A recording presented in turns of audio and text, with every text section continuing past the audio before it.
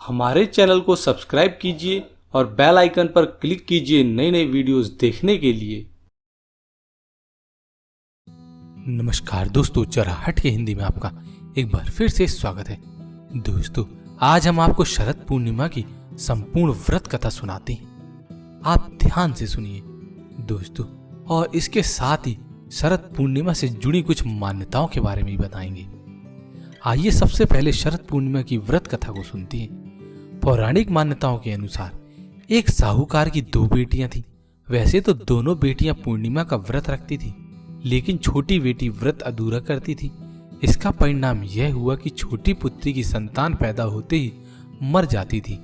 उसने पंडितों से इसका कारण पूछा तो उन्होंने बताया, तुम पूर्णिमा का अधूरा व्रत करती थी, जिसके कारण तुम्हारी संतानें पैदा होते ही मर जाती हैं। पूर्णिमा का व्रत विधि पूर्वक करने से तुम्हारी संतानें जीवित रह सकती हैं। उसने पंडितों की सलाह के अनुसार पूर्णिमा का व्रत विधि पूर्वक किया। बाद में उसे एक लड़का पैदा हुआ, जो कुछ दिन बाद ही मर गया।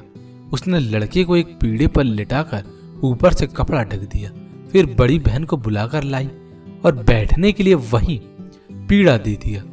दोस्तों, बड़ी बहन जब उस पर बैठने लगी तो उसका घाघरा बच्चे का छू गया। बच्चा घाघरा छूते ही रोने लगा।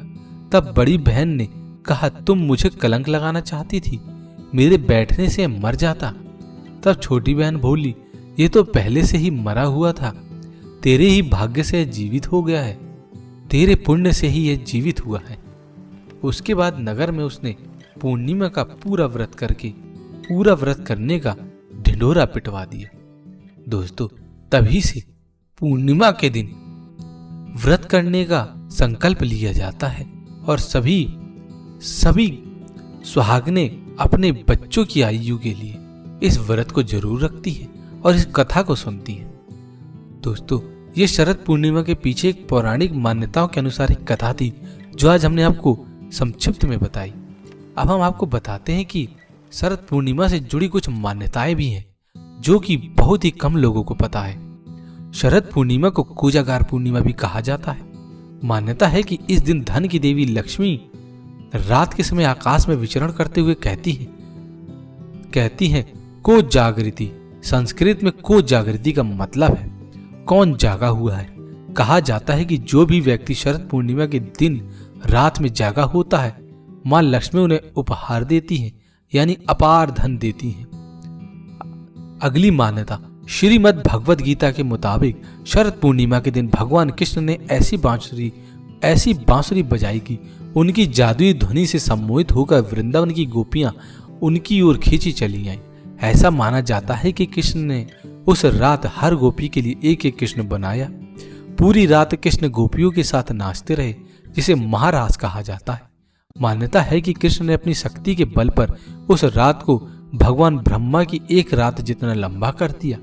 ब्रह्मा की एक रात का मतलब मनुष्य की करोड़ों रातों के बराबर होता है। अगली मान्यता, माना जाता है कि शरद पूर्णिमा के दिन ही मां लक्ष्मी जी का जन्म हुआ था। इस वजह से देश के कई हिस्सों में इस दिन मां लक्ष्मी की पूजा भी की जाती है, जिसे कोजागरी लक्ष्मी पूजा के नाम से भी जाना जाता है। अगली मान्यता है, उड़ीसा में शरद पूर्णिमा को कुमार पूर्णिमा कहते हैं। इस दिन कुंवारी लड़कियां सुयोग्य वर के लिए भगवान कार्तिकेय की पूजा करती हैं। लड़कियां सुबह उठकर स्नान करने के बाद सूर्य को भोग लगाती हैं और दिन भर व्रत रखती हैं। शाम के समय चंद्रमा की पूजा करने के बाद ही अपना व्रत खोलती हैं। तो दोस्तों, आज हमने आपको शरद पूर्णिमा की कथा एवं शरद पूर्णिमा से जुड़ी कुछ मान्यताओं के बारे में बताया।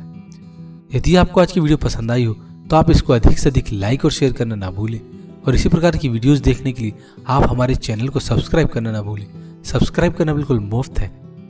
धन्यवाद।